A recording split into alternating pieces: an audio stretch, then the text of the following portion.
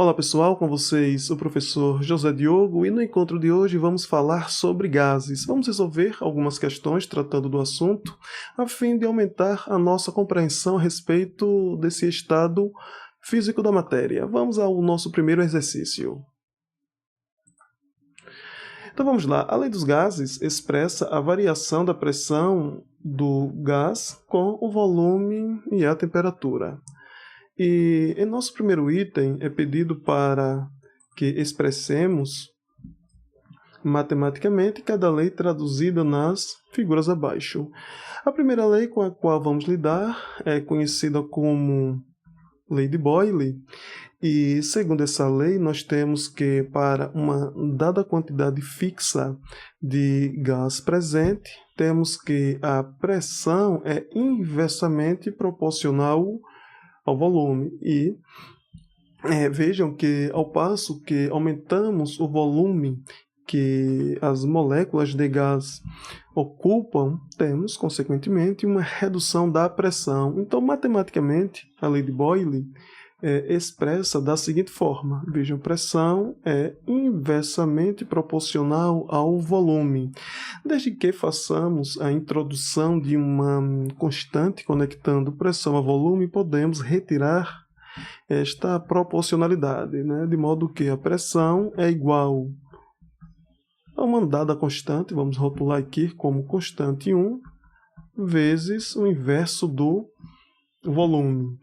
A lei de Charles exprime o seguinte: olha, se considerarmos uma quantidade fixa de moléculas gasosas presentes em um sistema, temos que o aumento da temperatura leva ao aumento do volume, claro, considerando uma pressão constante aplicada sobre o sistema. A lei de Boyle lida com a relação entre pressão e volume para uma temperatura constante. Em razão de considerarmos a temperatura constante na lei de Boyle, denominamos esta relação entre pressão e volume como sendo uma isoterma. No caso da lei de Charles, o que mantemos fixos são a quantidade de moléculas presentes no sistema e a pressão que é aplicada sobre o sistema. Então, matematicamente, a lei de Charles nos indica que o volume é diretamente proporcional à temperatura. E usando o mesmo procedimento aplicado na lei de Boyle, temos que o volume é conectado à temperatura por meio de uma constante que não é igual a esta constante que aparece na lei de Boyle. Vejam que esta constante que aparece na lei de Boyle conecta pressão a volume, e a constante que aparece na lei de Charles conecta volume a temperatura. Então vamos denotar essa segunda constante que aparece como sendo constante 2, uma constante que conecta volume à temperatura. Além disso, vejam que se assumirmos a temperatura em Celsius, é possível que a temperatura seja igual a zero, é possível que esta temperatura seja negativa, o que poderia levar a um volume igual a zero ou a um volume negativo, o que não faz sentido físico. Portanto, quando lidamos com as leis dos gases, é comum lidarmos com a temperatura na escala Kelvin ou na escala absoluta, em que partimos de uma temperatura igual a 0 Kelvin, hipoteticamente associado a um volume igual a zero. Temos uma terceira lei, a qual não recebe um nome específico, tal como as duas primeiras leis, na qual temos que o aumento de temperatura leva a um aumento de pressão, considerando aqui fixos tanto a quantidade de matéria presente, ou seja, a quantidade de moléculas gasosas presentes no sistema, assim como o volume. Então vejam que se nós fixarmos o volume que as moléculas gasosas ocupam, temos que o fornecimento de calor, levando a um aumento da temperatura, faz com que as moléculas presentes tenham uma agitação maior, e em razão desta maior agitação assumida pelas moléculas presentes, como resultado temos um aumento da pressão exercida pelas moléculas presentes. Logo, o aumento de temperatura para um volume fixo ocupado pelas moléculas, e também assumindo que o número de moléculas presentes não variam ao longo da variação da temperatura, temos, portanto, um aumento de pressão. Logo, a pressão ela é diretamente proporcional à temperatura, e podemos conectar pressão à temperatura fazendo uso de uma constante. Logo, a pressão é igual a uma terceira constante, né? E estamos denotando esta terceira constante usando um subscrito diferente dos subscritos que foram utilizados nas duas primeiras leis, porque esta terceira constante conecta outras quantidades. Esta terceira constante conecta pressão e temperatura, né? E lembrando que esta temperatura também deve ser lidada em Kelvin.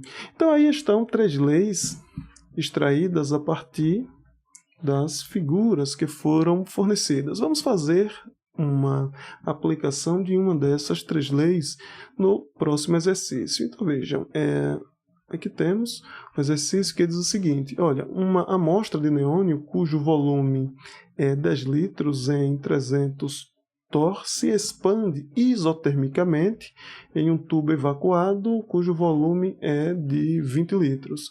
Então, vejam, se essa expansão, se o aumento do volume ocupado pela amostra do gás neônio se expande isotermicamente, isso significa que a temperatura inicial, vamos denotar a temperatura inicial aqui por T1, será igual à nossa temperatura final. E vamos denotar essas duas temperaturas por um T qualquer. E qual é a expansão sofrida pelo sistema? Então vejam que o volume inicial ocupado pela amostra é de 10 litros e o volume sofre uma variação para 20 litros. É com essa expansão com a qual o sistema lida. E o problema é saber qual é a pressão final, ou seja, considerando que a pressão inicial exercida pela amostra é de 300 torr, qual é a pressão final exercida pela amostra quando sofre uma expansão isotérmica, ou seja, a uma mesma temperatura de um volume de 10 litros para 20 litros. Então vejam que estamos lidando com uma situação em que a quantidade de moléculas presentes não varia e a temperatura também não varia. Vejam, temos, portanto, a relação entre pressão e volume para uma temperatura fixa e para uma quantidade de matéria fixa, ou seja, estamos lidando, portanto, com a lei de Boyle, não é isso? Ou seja, vejam que a lei de Boyle lida justamente com uma quantidade de matéria constante e uma temperatura constante. Então, segundo a lei de Boyle, temos a seguinte relação entre pressão e volume. Pressão é igual a uma dada constante que multiplica o inverso do volume. Então, vejam, a constante não varia, né? Por isso que é constante, né? Não varia com a mudança de pressão e volume, considerando temperatura e quantidade de matéria fixos. Então vejam que essa mesma constante conecta um dado valor P1 de pressão a um dado valor V1 de volume, e o mesmo vale para V2 e P2. Vejam que desta primeira relação, né, nós temos que a constante ela é dada pelo produto P1V1, e desta segunda relação temos que... Opa, deixa eu me dar uma ajeitada aqui. seja, desta primeira relação, temos que a constante é dada por P1, V1, e da segunda relação, nós temos que a constante é dada pelo produto P2, V2. Como as duas constantes são iguais, né, ou seja, combinando essas duas expressões, temos que P1, V1 é igual a P2, P2. Vejam que nós temos P1, temos V1, temos V2, portanto, nos resta determinar P2. Logo, vamos escrever P2 em função das demais quantidades presentes. A P2 será, portanto, P1V1. Pronto. P1V1 sobre V2. Onde P1 assume o valor 300 torr, V1 é igual a 10 litros, tudo isso sobre V2, que é igual a 20 litros. Então, vejam que litros se anula com litros. Vejam que, olha aqui, olha, 10. Logo, o resultado será, portanto, 300 torr dividido por 2. Portanto, o aumento do volume, a expansão isotérmica, leva uma redução na pressão, né? Ou seja, denotando aquilo que de fato exprime a lei de Boyle, né? De que o volume e a pressão apresentam uma relação inversamente proporcional. Como aumentamos o volume, seria natural que a pressão diminuísse. Vamos fazer mais um exercício, não explorando essas duas leis que acabamos de estudar, e sim envolvendo gases em um contexto mais geral, né? Então vejam, este terceiro exercício lida com a seguinte situação: qual é a pressão em quilopascal dentro de um sistema quando o nível de mercúrio da coluna, né, do lado do sistema, em um manômetro de mercúrio, aqui está representado o manômetro de mercúrio em questão, ou seja, o problema quer saber qual é a pressão em quilopascal dentro de um sistema quando o nível de mercúrio da coluna do lado do sistema, né, em um manômetro, é 25 milímetros inferior ao da coluna do lado da atmosfera, quando a pressão atmosférica corresponde a 760 milímetros em 15 graus Celsius, né? E como o problema quer saber a pressão em quilopascal, o problema também fornece quanto 1 miligrama de mercúrio vale em pascal, né? Então vejam o seguinte, vejam que do lado da atmosfera temos a aplicação de uma pressão atmosférica que é igual a 760 milímetros de mercúrio. E vejam que a pressão exercida pelo sistema, que é a quantidade a que buscamos, foi capaz de deslocar a pressão atmosférica em 25 milímetros.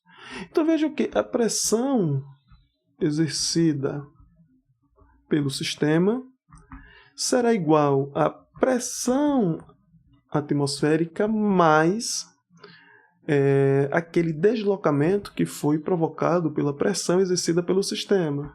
O que tal deslocamento foi de 25 milímetros, mas como estamos lidando com mercúrio, esse deslocamento é de 25 milímetros de mercúrio, desde que a pressão atmosférica é de 760 milímetros de mercúrio. Somamos então a pressão, ou melhor, ao deslocamento provocado pela pressão do sistema. Logo, a pressão exercida pelo sistema é de 785 milímetros de mercúrio. Porém, o problema não quer saber qual é a pressão do sistema em milímetros de mercúrio, e sim qual é a pressão do sistema em quilopascal. Vamos fazer, portanto, a devida conversão.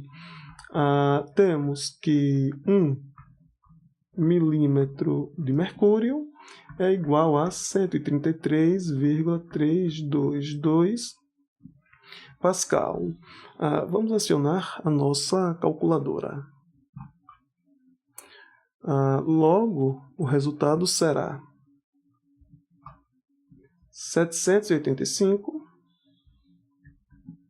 vezes 133.322. Resultado, portanto, 10, 4, 6, 5, 7,8 Q Pascal. Porém, o problema quer que o resultado seja fornecido em quilopascal. Este resultado em quilopascal fica, portanto, lembrando que aquele K vale 10 a 3, logo devemos absorver esse 10 a 3 de alguma forma, né? Logo, o nosso resultado é este aqui. Ou seja, desloquei 3 casas para a esquerda para compensar o 10 a 3 introduzido pelo K da unidade quilopascal.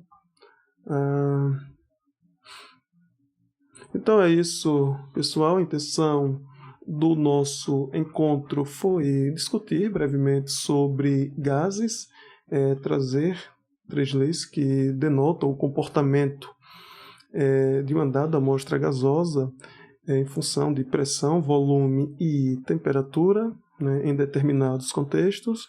Em nossa segunda questão, nós fizemos uma aplicação da lei de Boyle, que foi obtida no item anterior.